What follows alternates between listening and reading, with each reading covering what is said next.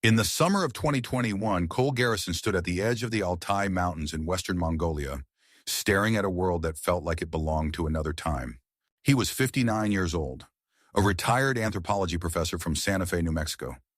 Widowed 10 years, no children, a heart full of silence. He had spent his life teaching students about ancient belief systems, rituals, sky gods, ancestor worship, but always from behind the safety of a lecture podium. This trip was supposed to be his final research project, one last journey before giving up his passport and settling into a quiet cabin life. He had no idea that this trip would alter everything he thought he knew about history and about himself. He arrived in the remote region of Bayanolgi after a 2-day journey by truck from Ulaanbaatar. The land was vast, raw, windswept. Herds of yaks dotted the valleys. The only sounds were the rustle of wind and the distant beat of a drum from somewhere unseen. Cole had been invited, not by a tourism board, but by a handwritten letter from a tribal elder named Timur. The letter, sent months prior, claimed Cole's name had appeared during a fire ritual. The elder's words were poetic, but strange. "The wind has spoken your name. The sky says your path ends where ours begins." Cole had laughed when he first read it. Probably a hoax, he thought. But something about the phrasing haunted him, so he accepted. He arrived carrying a small notebook, a translator device, and a skeptical mind. He was met at the edge of the settlement by 2 women on horseback. Both were stunning in their own way. The first wore her black hair in a long, intricate braid. Her eyes were soft but observant. Her name was Sarnai, the elder sister 32, calm, poised, and deeply spiritual.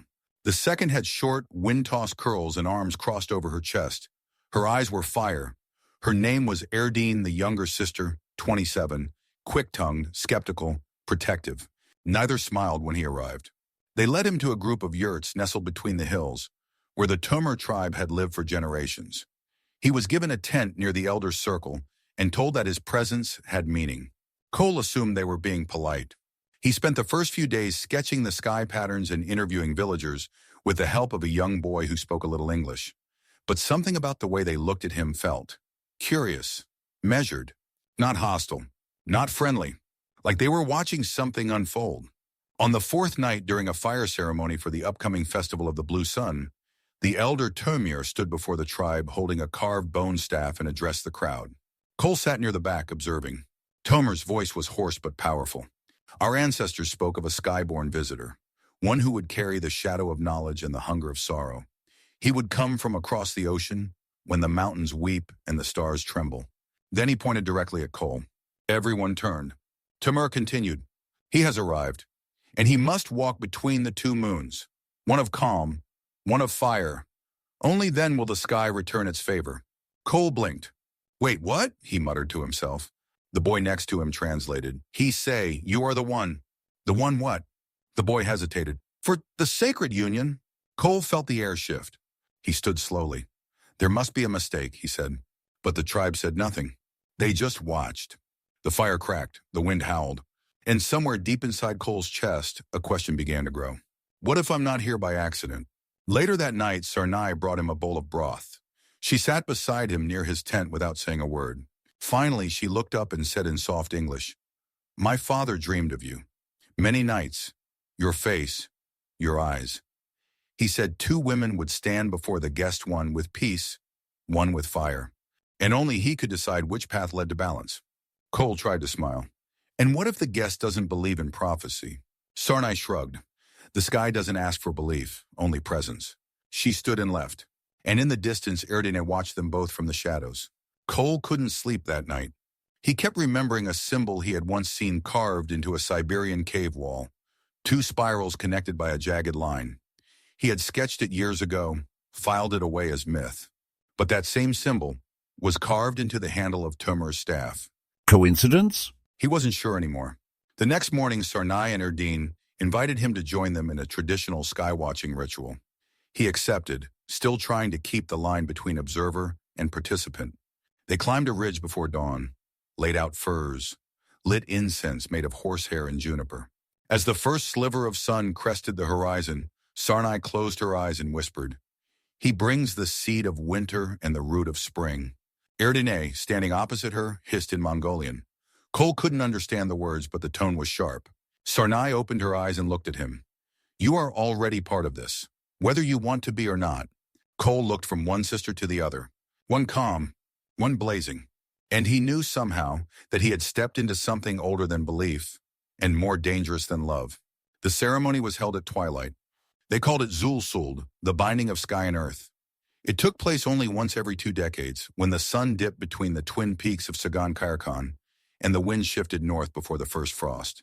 To Cole Garrison, it felt like theater, but not the kind he could critique. It was too raw, too ancient. It was ritual as reality, not performance. The tribe had gathered in a perfect circle near the sacred tree, a twisted larch draped with blue silk ribbons and horsehair charms. Drums beat in slow pulsing rhythm.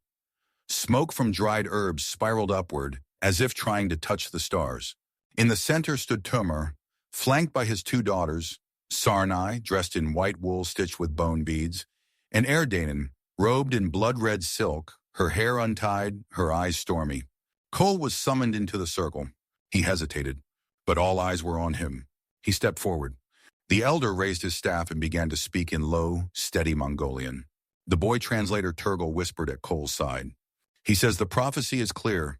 A foreign man, a heart heavy with silence, chosen not by blood but by wind. Cole frowned. And what exactly does the wind want? Turgle hesitated. To return balance, to join the 2 moons. Cole looked at Sarnai and Erdine. They stood still like carved marble. One serene, one fierce. Then Tumur turned to the tribe and shouted a phrase that made everyone fall to their knees. Turgle's voice trembled. He says the sacred union must be accepted, now. Cole's heartbeat thudded in his ears. Wait, he whispered. Accepted by who? But before he could finish, Sarnai stepped forward. I accept, she said in English, then turned to face the tree, bowing once. Erdina didn't move. The tribe waited. Tumur's gaze narrowed. Erdina. She stood still, jaw clenched. I never saw him in my dreams, she said bitterly. Only you did. You are the fire, her father replied. He must walk between both flames. You were born to burn and to carry. Cole felt his stomach twist. This was not anthropology. This was pressure. This was faith, weaponized. Erdini looked at Cole, then at her sister. You would share a man because a dream told you to? Sarnai didn't flinch. Because the dream chose him, and because I trust the sky. Erdini's eyes gleamed. I only trust what bleeds. She walked forward slowly, defiantly, until she stood inches from Cole. If I accept this, it's not for prophecy. Then for what? Cole asked quietly. She didn't answer. She turned, faced the tree, and bowed just once. The tribe gasped. Tumur smiled, and Cole's fate was sealed. That night, Sarnai brought him tea. She sat beside him in silence until the stars began to blink overhead. I know this is strange for you, she said softly. It's more than strange, he replied. I don't understand how I became the center of something I never believed in. You didn't become the center, she said. You were always part of the pattern. We just recognized it. He looked at her. Do you believe all of this? Truly? She nodded. I believed it before you came, and I'll believe it long after you leave. Cole felt a pang in his chest. And if I don't leave? Sarnai didn't smile, but she placed her hand on his and whispered, then the prophecy becomes a choice, and choices are the truest kind of sacred. Wardine didn't speak to him for 3 days. She kept her distance, watched him from afar, worked the fields, lit incense, rode alone. But then, on the night of the first frost, she came to his yurt unannounced. He was scribbling in his notebook, half research, half journal, when she stepped inside.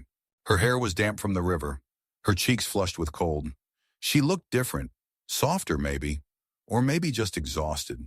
I don't believe in fate, she said without preamble. I know, Cole replied, but I do believe in choices, and I'm choosing to see this through. Not because of my father, not because of the tribe, because I'm tired of resisting things that haven't hurt me. Cole stood unsure. You don't owe me anything, he said. She tilted her head. That's exactly why I came. Then she kissed him and left. The next morning, the elder summoned him again. This time it was just the 2 of them, sitting near the smoke pit, watching the embers glow red in the morning chill. You still doubt, Tumur said, not asking. I doubt everything, Cole replied, even myself. That is good. Doubt is honest. Tumur stirred the coals. But listen, foreigner, you are not here to understand. You are here to complete. Cole swallowed. And what happens after completion? The elder smiled. Then the sky may rest. Cole wandered the hills for hours that day. He needed air, space, sanity. The mountains loomed around him like ancient witnesses. The sky stretched endlessly overhead, painted with clouds shaped like things he didn't dare name. He sat on a rock and opened his notebook. Inside were sketches of Sarnai's hands, Erdine's glare, the carved staff, the spiraled symbol, a line he had written without thinking, now circled 3 times. 2 moons, 1 sky, a path made by walking it. He closed the book and looked up. And for the first time in decades, he let go of the need to explain anything. The ceremony was held beneath the blue wind. That's what the tribe called it, Koch Salki, the annual gust that swept through the high ridges just before the deepest part of winter. The wind was cold, but it carried with it something else. A hum, a voice, a song from the mountains. They said it was the sky testing your heart. On that night, Cole Garrison stood in the center of the sacred ring again, barefoot in the grass, layered in wool robes stitched by the tribe's elder women. His eyes were closed, but his pulse pounded in his ears.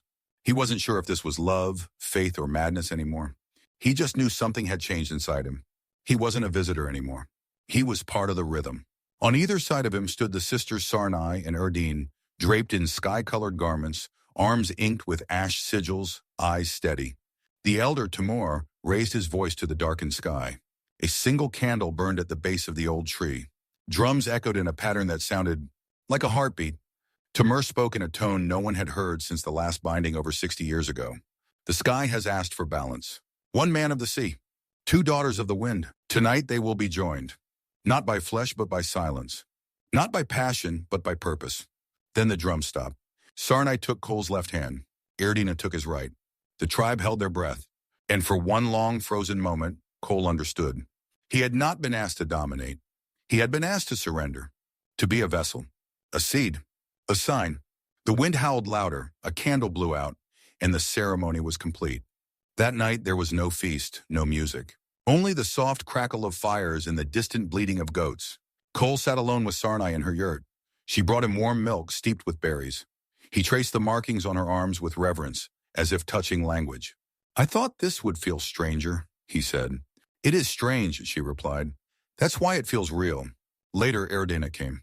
Not as a rival, not as a wife, but as part of the same thread. The 3 of them sat together by the fire for the first time in silence, and the air in the yurt felt thicker than words could reach. The days that followed moved slowly.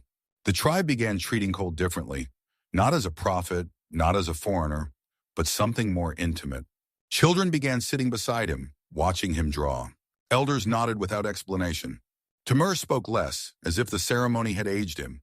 One afternoon, as Cole helped hang smoked fish to dry, a woman approached him, an elder named Bayambea, who rarely spoke to outsiders. She placed her hand gently on his shoulder and said in broken English, "You are seed in the snow. The child will bloom in spring." He froze. "The child?"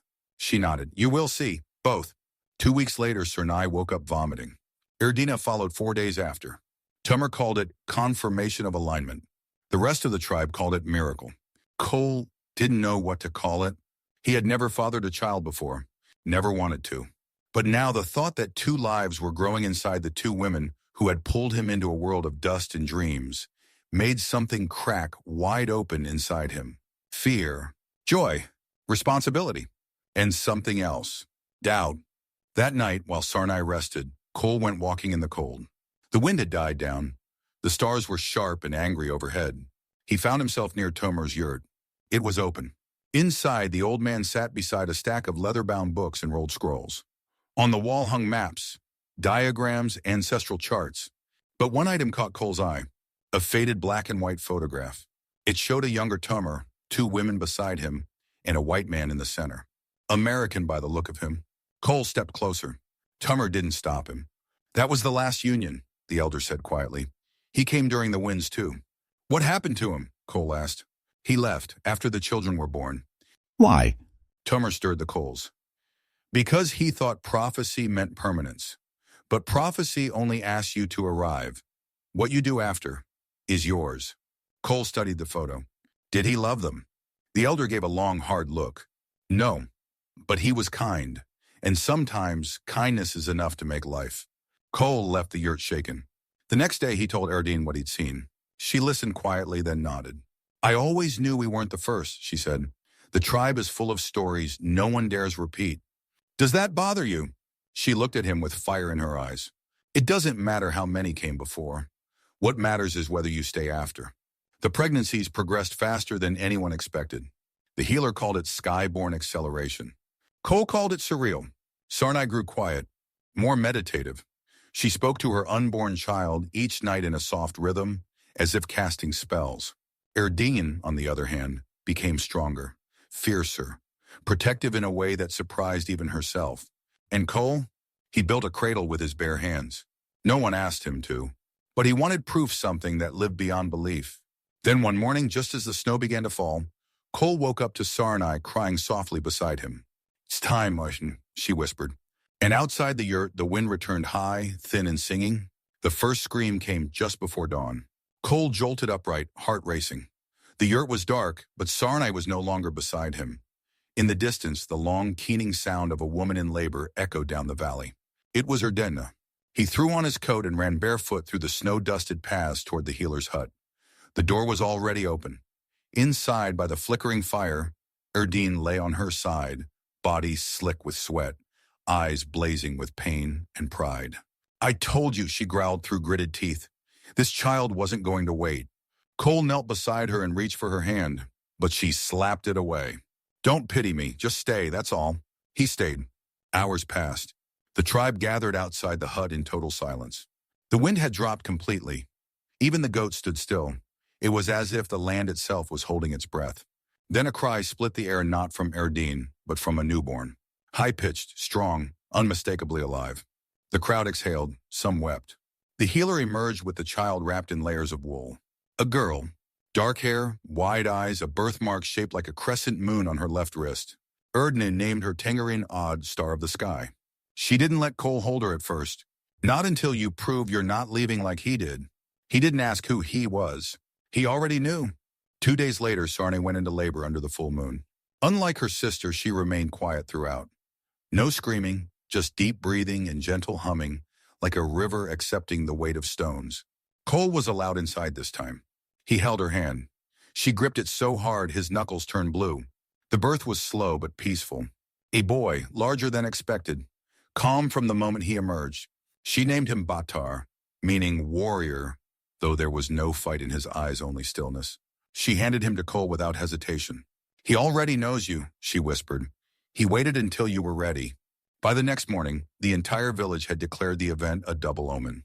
2 children, 2 unions, 2 signs that the prophecy was complete. Tummer held a gathering in the central field and declared a day of fasting and celebration. But Cole wasn't celebrating. He was in Tummer's tent, holding the old photograph again. This time he turned it over. On the back, 1959, William Cartwright, chosen by the sky, departed at dawn. Cole stared at the handwriting. Did he leave willingly? He asked. Tummer didn't look up from his fire. No man leaves the wind willingly, but some fear what they've created. Why didn't you tell me about him? Because this isn't his story, it's yours. Cole narrowed his eyes. Or maybe it's just the same story, told again and again. Tummer stood. You think this is manipulation? You think we planted this? Then go. He gestured toward the door. No one will stop you, not me, not the mothers, not even the sky. Cole left the tent shaken. That evening, he sat alone under the sacred tree, watching the smoke rise from the yurts, listening to the lullabies sung to newborns who hadn't asked for prophecy. He opened his notebook and read the page he had written months ago. I came seeking stories, but maybe I was a story all along. He flipped to a blank page and wrote, This village doesn't need prophecy. It needs memory. And I need to remember why I stayed. The next day, he confronted Erdine. I saw the photo. I know I'm not the first. She nodded. We know, the village has always known. So why keep pretending I was special? She looked him dead in the eye. Because this time we hoped it would be different. That you'd be different. Cole's voice cracked. And am I? You haven't left yet, she said. That's something. That night, Sarnai brought both children into his yurt. She laid them on the blanket beside the fire and looked at him. No more ritual, she said. No more signs. Just this. Cole stared at the tiny faces, his daughter, his son. I don't know how to be a father, he whispered. You already are, she replied. Now learn to be a good one. In the following weeks, Cole began building things. A shelter for animals. A bench facing the ridge. and a wooden cradle carved with spirals, the same symbol from Timur's staff, now embedded into something real. The village slowly adjusted. Children no longer whispered about the Sky Man. They called him Baba El, a softened version of Eldon. He was no longer a myth. He was just there, changing diapers, fetching water, drawing constellations in the dirt for kids who didn't yet know their names. Then came the letter. A stranger arrived from Ulaanbaatar, a woman in sunglasses and city boots. She said she was from a university in the capital. She handed Cole a sealed envelope. Inside, an offer to return to academia, a guest lecture tour in the U.S., a book deal, a documentary about the white man who lived the prophecy. Cole sat in silence for a long time. The woman waited. So, she finally asked, you going? He looked out the door of the yurt, where Erdine was bathing Tengarine Odd in a copper basin. Sarnai sat beside her, rocking Baatar gently, singing in a language older than war. Cole folded the letter in half, burned it in the fire, then said, I already lived the story. I don't need to sell it. That night, under the rising wind, the two sisters sat beside him outside the yurt. Erdine passed him a bowl of fermented mare's milk. Sarnai leaned against his shoulder. The children slept soundly. Above them, the sky was clear. And Cole finally understood what the elder meant when he said, the sky may rest. Because now, so could he. They called it Tengarine Nadam, the sky ceremony, a ritual only performed once in a generation, not to honor the living, but to welcome new spirits into the world. And now 2 new spirits had arrived. Children born of prophecy, blood, belief, and contradiction. The village had waited decades to hold this ceremony again. The last time, the sky had remained silent. This time, they believed it had finally spoken. It began before sunrise. Smoke coiled from the yurts like long braids. Women moved in silence, painting their faces with ash and blue clay. Men tied sacred ribbons between trees and hung chimes made from bone, horn, and silver. Even the goats and horses were adorned bright tassels woven into their manes and tails. Cole sat outside with Sarnai and Erdine, his arms wrapped gently around the 2 children swaddled in wool. The air was cold, but their bodies radiated heat. Will they remember this? He asked. No, Sarnai said, but the land will. Erdine added, and so will we.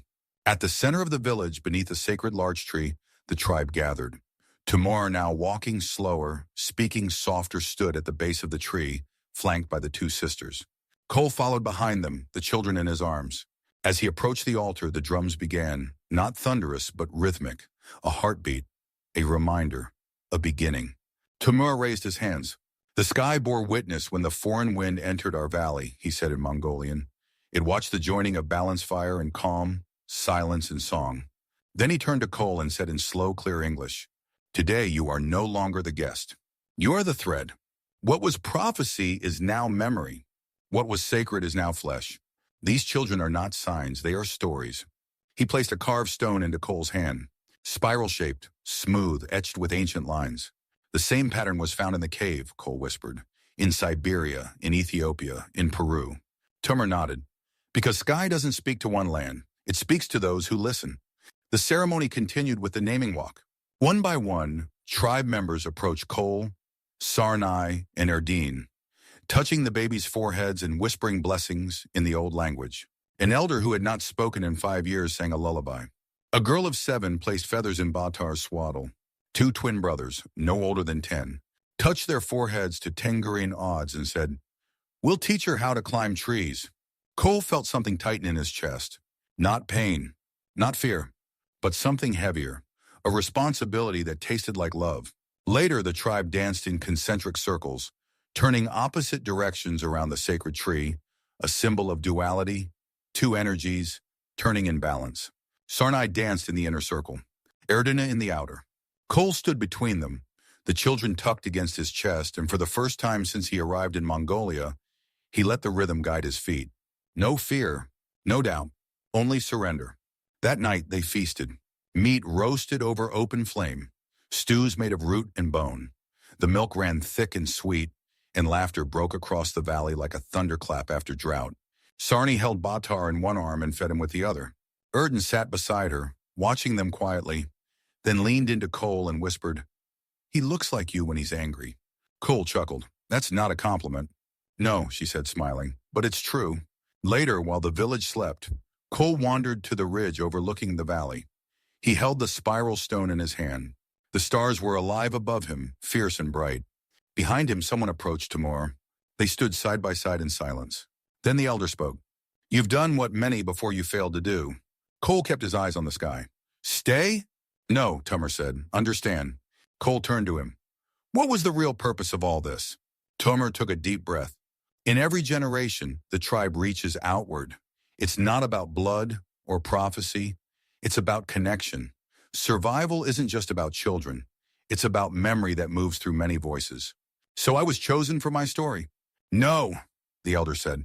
You were chosen because you were listening. When Cole returned to the yurt, he found both children asleep, one in each arm of the sisters. Erdin was half awake, murmuring lullabies. Sernai opened her eyes and whispered, Are you leaving? He shook his head. I'm not going anywhere. And this time he meant it. Not because of duty, not because of prophecy, but because he finally belonged not to the tribe, not to the mountain, not even to the children. He belonged to the moment. The wind outside stirred again, but it didn't call him this time. It wrapped around the yurt gently, like an embrace, as if to say, Good Iris, you stayed. Epilogue years later. In the small library of a distant university, tucked in a shelf labeled Myth and Memory, there's a book with no author listed. Just a title, The Man Who Listened to the Wind. Inside are sketches of the spiral stone, of the sacred tree, of two children with wide, wild eyes and crescent-shaped birthmarks. No one knows who wrote it, but some say if you flip to the last page, there's a message carved lightly in the margin. I didn't come here to be believed. I came to become part of the story.